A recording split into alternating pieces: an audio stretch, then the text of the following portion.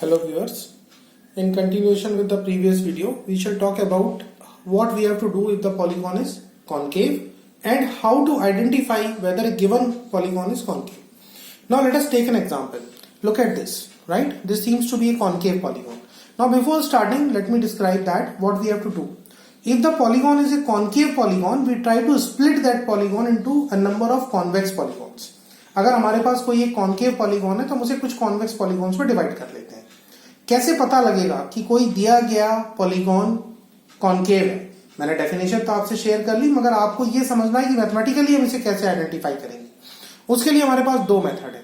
एक मेथड है vector method और दूसरा मेथड है रोटेशनल मेथड. याद रखिएगा, वेक्टर मेथड और रोटेशनल मेथड. अब देखिए वेक्टर मेथड में हम क्या करते हैं. हम एज्यूम कर लेते हैं कि जो भी हमारे पॉलीगॉन की एजेस हैं they are vectors, right? Polygon की एजेस हैं they are vectors. We try to find out कि कौन सी ऐसी दो कॉन्सिक्यूटिव एज वेक्टर्स हैं, कौन से ऐसे दो कॉन्सिक्यूटिव एज वेक्टर्स हैं जिनका क्रॉस प्रोडक्ट का जेड कंपोनेंट नेगेटिव आ रहा है, जिनके क्रॉस प्रोडक्ट का जेड कंपोनेंट नेगेटिव आ रहा है. So look at this particular example. Initially we try to find out E1 cross E2. उसका जेड कंपोनेंट कितना आ रहा है? पॉजिटिव आ रहा है. E2 cross E3 Z component positive आ रहा है. E3 क्रॉस E4 इसका जो जेड कंपोनेंट आ रहा है it is coming out to be negative. Now E4 cross E5 Z component is positive. E5 cross E6 Z component positive. E6 cross E1 Z component positive. Means हर दो consecutive edges के बीच में हमें cross product निकालना है उनका, और फिर उसके बाद उनके जेड कंपोनेंट को देखना है. अगर जेड कंपोनेंट पॉजिटिव आ रहा है तो मतलब उन दोनों के बीच में जो हमारे पास एजेस के बीच का जो angle it is okay, the polygon there is convex. लेकिन अगर वो नेगेटिव आ रहा है तो उसका मतलब है कि वहां पर पॉलीगॉन कॉन्केव है. जैसे फॉर एग्जांपल यहां देखिए आप, E3 और E4 के बीच का जो हमारे पास जेड कंपोनेंट आ रहा है उसके क्रॉस प्रोडक्ट का, that z component of the E3 cross E4 is coming out to be negative. Therefore we will say that the given polygon is concave, not convex, concave. और concave polygon के साथ में हमें क्या करना होता है? We have to divide it into a number of convex polygons. कैसे डिवाइड करते हैं? अगर सपोज करिए कि E3 और E4 का जो z कंपोनेंट है वो नेगेटिव आ रहा है, तो हम जो वेक्टर एज E3 है उसको आगे कंटिन्यू कर देंगे, उसको आगे एक्सटेंड कर देंगे. आगे चलकर वो क्या करेगी? It will intersect somewhere with any one of the polygon edges. और जहां वो इंटरसेक्ट करेगी हम एज्यूम कर लेंगे कि हमने उसी लाइन ऑफ एक्सटेंशन जो है उसके साथ ही हमने इस कॉन्केव पॉलीगॉन को दो पार्ट्स में डिवाइड कर दिया है. मींस एक आपका पॉलीगॉन तो ये हो जाएगा जो कि अपने आप में कॉन्वेक्स पॉलीगॉन होगा, ठीक है. और बचा हुआ रिमेनिंग जो ऊपर का हिस्सा है ये वाला, ये एक दूसरा पॉलीगॉन बन जाएगा जो कि अपने आप में भी ये क्या होगा? कॉन्वेक्स पॉलीगॉन होगा, ठीक है ना. तो इस तरह से हम लोग इसको डिवाइड कर देते हैं, स्प्लिट कर देते हैं किसी कॉन्केव पॉलीगॉन को into a number of convex polygon as per our requirement. और फिर दोनों ही कॉन्वेक्स पॉलीगॉन के ऊपर पॉलीगॉन क्लिपिंग का मेथड अप्लाई कर देते हैं. नाउ ये छोटा सा एग्जांपल हमने देखा, मगर इसे मैथमेटिकली करके देख लेते हैं कि किस तरह से हो रहा है. Now assuming that you can understand this particular diagram, let us go through it.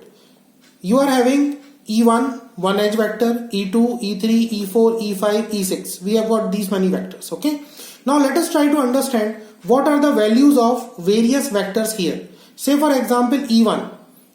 तो ध्यान से देखिए E1 का X डायरेक्शन में वन एक्सटेंशन है, Y और Z डायरेक्शन में कोई एक्सटेंशन नहीं है. We are in 2D, तो we will not take about Z dimension now. Only two dimensions are there, X and Y here. So it is having one extension in the X direction but no extension in the Y direction. तो इसका जो coordinate होगा या vector representation होगा that will be 1 in x direction, 0 and 0 in y and z direction. Look at the vector E2. E2 is having extension, one extension in the x direction and one extension in the y direction. So इसका जो representation होगा that will be 1, 1 and 0. For example, we can see it here in the adjoining numerical. What are the values taken? Look at the value of E1. The value of E1 is taken to be equal to how much? It is equal to 1, 0, 0. And similarly the value of E2 is taken to be as 1, 1, 0 because E2 edge is having extension one length in the x direction, one length in the y direction. Now let us try to see about the vector E3 and E4. we will come back to these values. First of all, let us look in the figure. Okay, now look at this particular diagram. E3 vector is having +1 in the x direction but -1 in the y direction. Okay, so इसका जो component length आएगी it will be +1 x direction -1 in the y direction. Now look at the vector E4. No x value is changing all along the vector, but the y component is changing. Y component is having length 3 here. 1, 2, 3. So y component is having the length 3. That will be 0 in the x direction, 3 in the y direction, and 0 in the z direction. Now let us again look at the values we are having here. See, E3 is 1 minus 1 0 as we discussed previously back with the diagram, and E4 is 0 2 0. Here I think that this 2 is a misprinted value, so when you are making the calculation take it equal to 3. But for understanding, even 2 is also okay, you can understand here, but exact calculation is that you should take here 3. Okay, now again for E5 and E6 we should go back to the diagram once again. Okay, now see and look at the diagram what is happening. E5 को देखिए अब जरा ध्यान से. E5 में सिर्फ x की value बदल रही है, कितनी? 3 से घटकर 0 हो रही है, मतलब 2 1 0. तो इसकी लेंथ कितनी हो गई? इसकी लेंथ है 3. तो मतलब ये E5 जो है वो नेगेटिव x डायरेक्शन में आ रहा है 3 लेंथ के बराबर, मतलब इसकी x कंपोनेंट हो जाएगा -3. y डायरेक्शन में इसका कोई मूवमेंट नहीं है, इसलिए y value will be 0. Similarly look at the vector E6. ये नेगेटिव y डायरेक्शन में आ रहा है 3 यूनिट्स, तो इसकी जो y कंपोनेंट होना चाहिए वो -3 होना चाहिए. ठीक है ना? तो E5 will be equal to -3 0 0 and E6 will be equal to 0 -3 0. Now there is a simple mistake with this. They had taken in the numerical values, they had taken E5 as -3 0 0, but E6 is again taken as 0 -2 0. But since we are here interested in checking whether the polygon is concave or not, we can do it easily with the help of these values also. Now let us try to find out the z component of these values. As you know well how to find out the z component or how to find out the cross product. जैसे E1 cross E2 आप निकाल रहे हो तो आप इसको कैसे निकालोगे? 1 0 0 1 1 0. ठीक है, तो आप कैसे निकालते हो? x और y का मल्टीप्लीकेशन करते हो माइनस y और x का मल्टीप्लीकेशन करते हो. ठीक है ना? आई थिंक कि formula is well known to you. ये एज्यूम करते हुए I am taking it into account कि आप इसको समझ रहे हो. In case if you are having any problem, let me do it with a simple example for. ठीक है, अब सपोज करो आपको E1 क्रॉस E2 निकालना है, तो आप E1 यहां पर लिख लीजिए. Let E1 is equal to here 1 0 0 और फिर आप E2 इसके नीचे लिख लीजिए. ठीक है ना? ध्यान दीजिए बाद वाला वेक्टर हम लोग नीचे लिखते हैं. That E2 is going to be here 1 1 0. Okay, now if you will try to find the z component of this vector, z component आप कैसे निकालेंगे? देखिए, अगर इसे x1 y1 कहते हैं तो इस x1 का y2 से मल्टीप्लीकेशन होगा. देखिए डायगोनली मल्टीप्लाई कर रहा हूं मैं, डायगोनली लाइक दिस 1 into 1, तो it goes to be 1 minus x2 y1, ये वाली डायगोनल. ठीक है ना? तो this gives you 1 into 0 gives you 0, तो 1 minus 0 becomes equals to 1. So if somebody asks you what is the z component of E1 cross E2, ध्यान दीजिएगा E1 ऊपर लिखा है, मैंने E2 नीचे लिखा है. तो अगर कोई आपसे बोलता है कि बताओ E1 क्रॉस E2 का z कंपोनेंट क्या है, तो you can say that the z component is 0 0 1. This represents that कि 1 इज द z कंपोनेंट और positive value is coming out to us. ठीक है ना? ये बात आप ध्यान रखिए. अब इस तरह से आप क्या कर सकते हैं, सारे वेक्टर्स को एक के नीचे एक लिख करके आप उनका क्रॉस प्रोडक्ट जो है वो निकाल करके देख सकते हैं. Let us use the given values here again. Now see what is the cross product of E2 cross E3. It is equal to -2. When I say cross product, I mean to say the z component of the cross product, जैसा मैंने अभी आपको निकाल के बताया. तो it is equal to -2 which is coming out to be negative. ध्यान दीजिएगा E2 cross E3 is coming to be negative. E3 cross E4 is again 0 0 2. E4 cross E5 is 0 0 6. E5 cross E6 again it is positive, and E6 cross E1 again it is positive. Earlier also I talked about that some of the vectors are having value 3 instead of 2. So why it is not considerably are given more important here, because we are interested in the positive and negative values, not in what is the exact value. So since we are having only one value, that is E2 cross E3, which is coming out to be negative, the z component of E2 cross E3 is coming out to be negative. So what you will do in this case, this value is coming out to be negative, E2 cross E3. The thing is that what you will do here is this, that now E2 cross E3, since it is coming out to be negative, so your next role comes here is this, that you will extend the vector E2. Remember, which vector you will extend? You will extend the vector E2. आप vector E2 को extend करोगे कहां तक? जब तक कि वो किसी दूसरी पॉलीगॉन ऐसे इंटरसेक्ट नहीं हो जाता, right?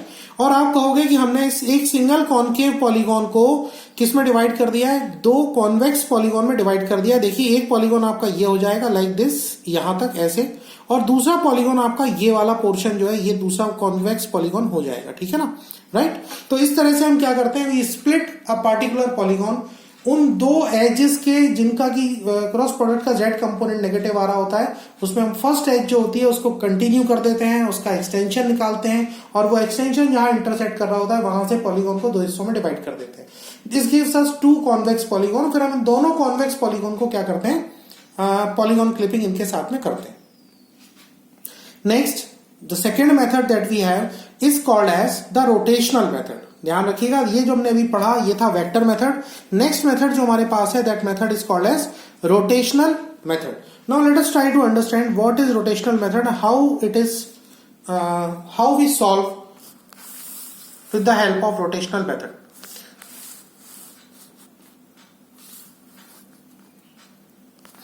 In case of rotational method,